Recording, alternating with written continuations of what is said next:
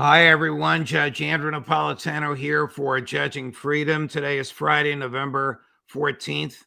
Although where Scott Ritter is, it's already Saturday, November 15th in St. Petersburg, Russia. Scott, a pleasure, my dear friend. Thank you for staying up late. Thank you for accommodating my schedule. Thank you for joining us, as always.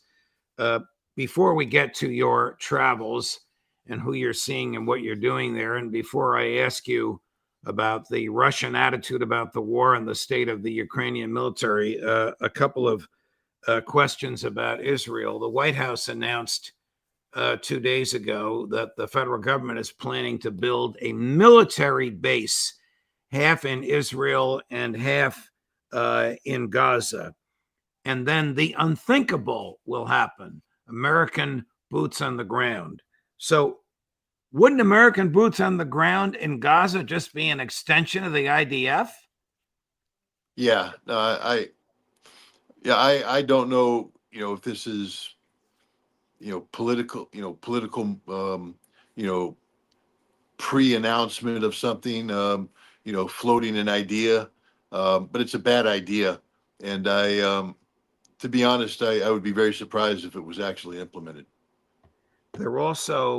They also announced at the same time a military base in Damascus, as if we need another one. Now, that is probably built so that the Israelis can use it.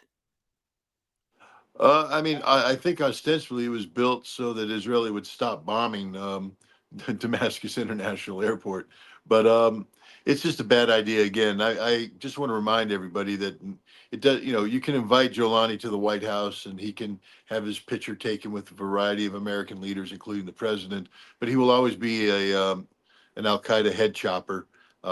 It's stunning to for me to see him seated next to J.D. Vance. J.D. Vance is a Marine Corps veteran of the war in Iraq. His fellow Marines were killed by Jolani's, his compatriots, and Jolani just deserves a bullet in the head, not a handshake. I'm just sorry. The man's a head chopper. He's an Al Qaeda terrorist, and I'm not willing to forgive. Well, I can't say that I blame you. I mean, your colleagues were in the line of fire of him and the thugs that were subordinate to him. Before he saw President Trump, he visited President Putin. What would they have been negotiating? Again, Russia's playing, the same geopolitical game that we're playing right now, maneuvering. Russia has two major bases in Syria and, several other minor bases. And I believe Russia wants to retain these bases so that they can retain, control over a very strategic, critical area. They don't want to yield the space to Turkey. And they also see their presence as a continued, sort of playing a blocking role against Israeli and American expansion. So, Jelani's, playing both sides of the game here. To go back to Israel for just a moment, how bad off is Netanyahu politically as a consequence of the prison rape scandal, or does that help him politically with the Israeli public? Sadly, I think it helps him. These rapists are being, lauded as heroes. Literal rapists are being lauded as heroes in Israel, treated as national heroes. This just further, solidifies Israel's policy of dehumanizing the Palestinians. I mean, if your policy is you get to rape these people no matter what because they're Palestinians, then what's that say about you? So there they are. These guys are treated heroes. They all belong in jail. They belong in prison for life for what they've done. Instead, they're being hugged and greeted as if they've done something fantastic. This is actually going on in the courtroom where they were appearing. I don't know what's going to happen to them, since, as you know, the person prosecuting them has been arrested for revealing a tape that they made of themselves raping this person. So we have a country that legalizes murder, theft, and rape if the victims are Palestinian. How could such a country possibly be accepted on the international stage? Or does nobody accept it except the United States? I think you're seeing, for instance, Kazakhstan. You know, even though it's recognized Israel since 1992, Kazakhstan recently was strong armed by Donald Trump into signing up to the Abrams Accords, and I think you're seeing the United States, applying diplomatic pressure to try and get nations to rehabilitate Israel. And so I just think you're going to see a lot of people holding their nose and going along with this. Wow. Moving over to Russia, Scotty, where you are now, what is your current thinking about the status of the war, the condition of the Ukrainian military, and the advancement of the Russian troops? Russia's winning. I mean, this is plain and simple. I don't even think the Ukrainians dispute this anymore. Um, in the Pokrovsk pocket, they've surrounded, several brigades. Two of them, the 25th and I think the 92nd, are some of Ukraine's most elite brigades. I think the 37th has also been surrounded. These are their NATO trained brigades, the well equipped brigades. Not a single one of these men is going to come out of there alive. They're either going to be killed or captured. Um, and that's just the reality. The Azov brigade, the Nazi brigade, has been surrounded in Kupiansk. They're all going to die. I spoke to Russian commanders who were right there, and they said there will not be a single Azov prisoner taken. They will all be killed. Um, so this is reality. Ukraine's losing its best shock troops. They're going to die or be captured. There's no escape for them, none whatsoever. Um, and this is on top of thousands of other Ukrainian soldiers who are surrounded. And this situation is just going to repeat itself. There's additional cauldrons being formed right now as the Russians attack and outflank the strong points. They'll surround them. The Ukrainians have no ability to reinforce, no ability to launch concerted counterattacks. And when you lose these brigades, they're not going to be withdrawn. So when you lose them, that giant hole would be ripped in the Ukrainian line. And from Pokrovsk, you've basically got flat farmland all the way to the Dnieper River. So we're getting to the end game state here. So, one of our very reliable sources reported to me this morning, and I mentioned it to you before we came on air, rumors in Eastern Europe, the source is in Eastern Europe, that President Zelensky will flee to Greece this weekend. The Kyiv Independent newspaper just announced President Zelensky to visit Greece this weekend to sign an energy deal. Would it be realistic to expect that he visits Greece and doesn't come home? It's possible. I mean, what we're looking at is political collapse and societal collapse. The Russian counteroffensive, because remember, Russia didn't start the energy war. Ukraine did. Ukraine with their, drone attacks against Russian oil refining capability. I just had a fascinating interview with a man who is responsible for energy security, and we had a long discussion about the the things that Russia is doing to enhance security at their refineries.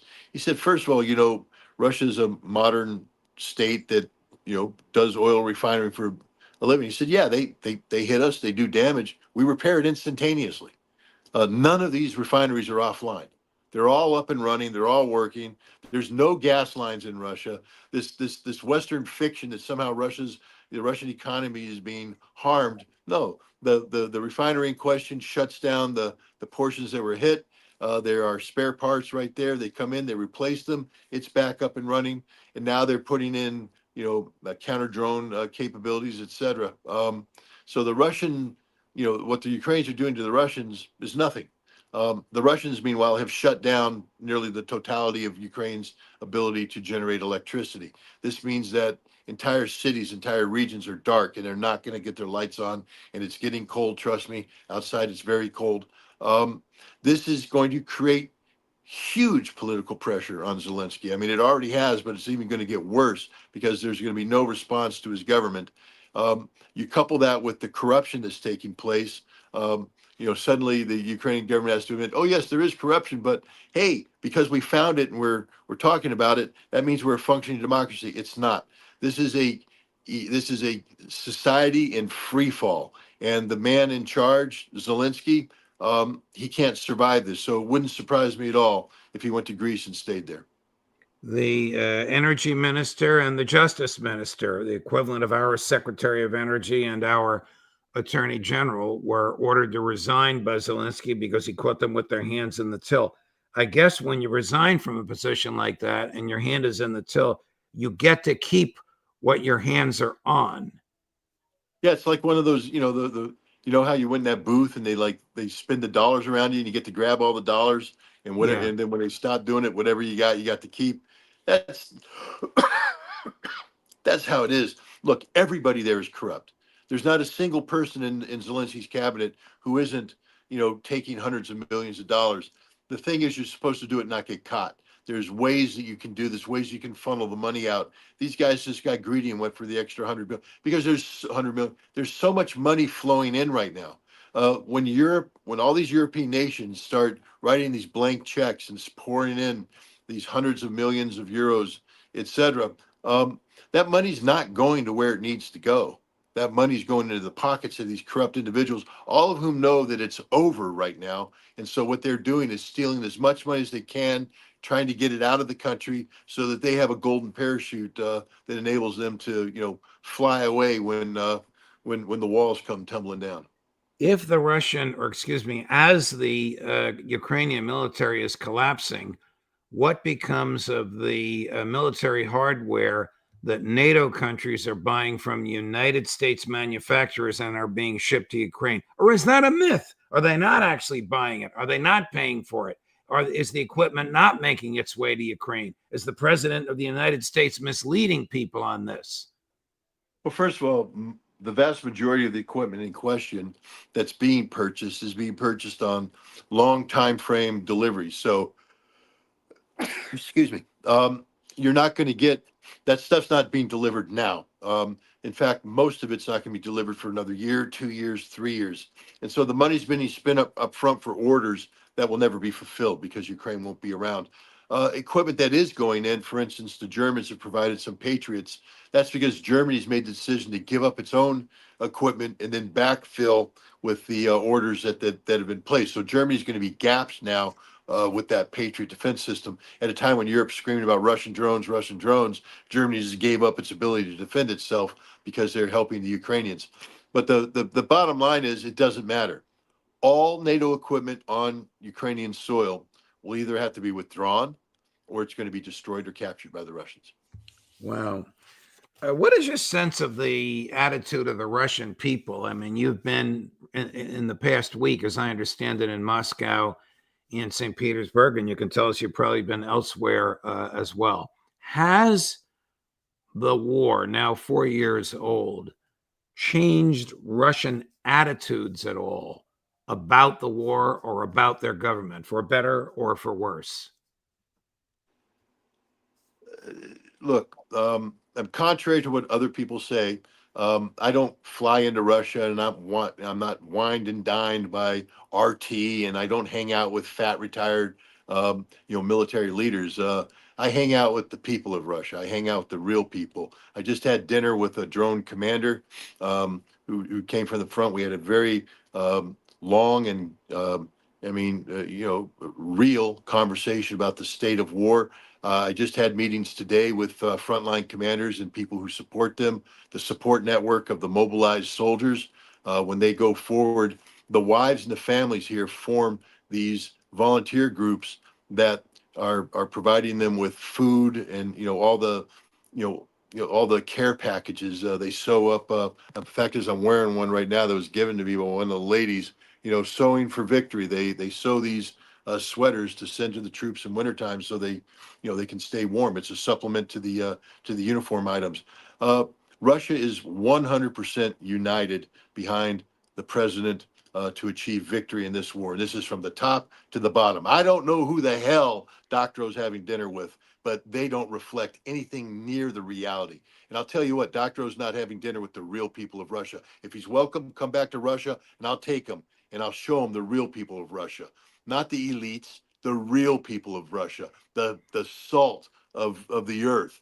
And they are 100% behind Vladimir Putin and the concept of victory. They want peace, but they always say first victory. And when they say victory, they mean total victory. None of this compromise stuff.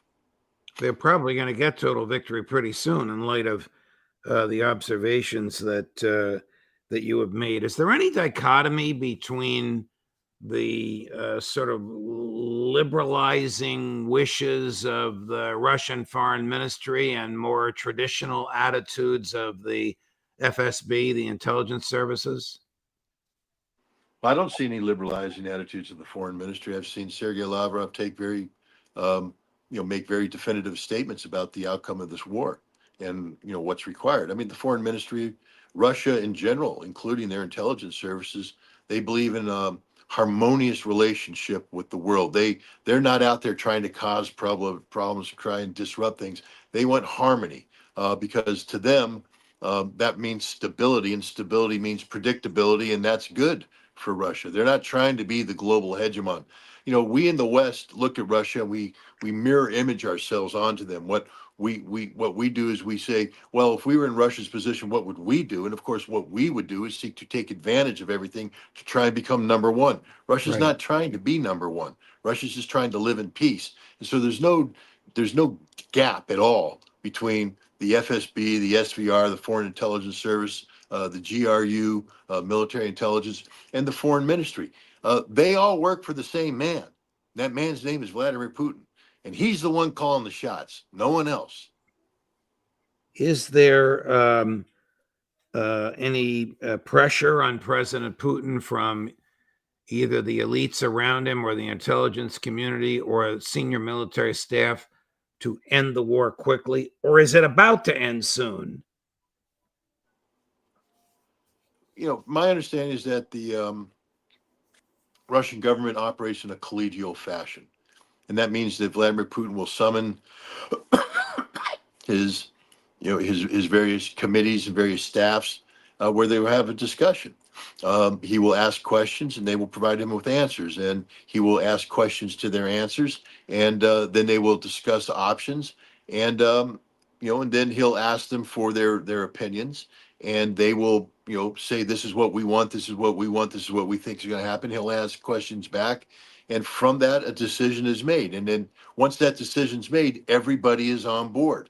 There's no dissenting. Nobody's going out and talking to the Washington Post, like happens here in the United States, where they leak information.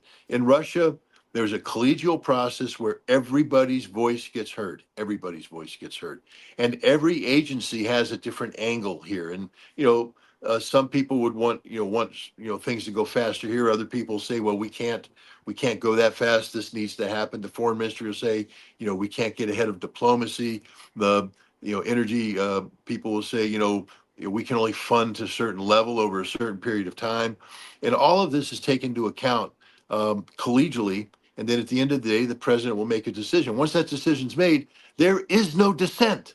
That's what people need to say. I don't understand anybody who pretends to know something about Russia to believe that there is active dissent inside the Russian government once this collegial process has been done. People can, decisions are reviewed constantly, as Right. any good leadership would do. And in that review, people can revise their opinion or come back and say, as I briefed last time, I still believe this, that, and the other thing. So there's opportunities for what you're calling dissent to be aired, but there's none of this whispering behind the back, seething under it doesn't exist, not at all.